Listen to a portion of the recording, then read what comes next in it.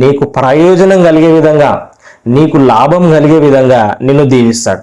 హల్లెలూయా. దేవుడు నిన్ను నడిపిస్తాడు, చక్కటి ఉపదేశం నీకు ఇస్తాడు. ఆ ఉపదేశం విన్న నీవు గొప్ప లాభాలు అందుకుంటావు కదండి. ఒక ఐడియా మీ జీవితాన్ని మార్చేస్తుంది అంటారు కదండి. దేవుడిచ్చే ఐడియా నీవు పొందుకుంటే నీ జీవితం మారిపోతుంది కదండి. చక్కటి ఆలోచన మన దేవుడు చెప్పగలడు కదండి. ఆయన ఆలోచనకర్త అని బైబిల్లో ఉంది. బలవంతుడైన దేవుడు, నిత్యుడగు తండ్రి అని యేసేకు పేరుంది కదండి. కాబట్టి ఆలోచనకర్త నీకు ఆలోచన ఇస్తాడు, చక్కటి తలంపులు ఇస్తాడు. మరి బ్రదర్ నాకేం ఆ తలంపులు రావట్లేదంటే నీవు ఫోన్లో బిజీగా ఉన్నావు, ఏమండి యూట్యూబ్ వీడియోలు చూడడంలో బిజీగా ఉన్నావు. యూట్యూబ్లో అనేకమైన వీడియోలు ఉన్నాయి. దేవుని వాక్యం చూడు, బైబుల్ చదువుకో, ప్రార్థన చేసుకో, దేవుని ఆలోచన నీకు వస్తుంది. నీ మైండ్ దేవుని ఆలోచనలతో నింపబడుతుంది. నువ్వు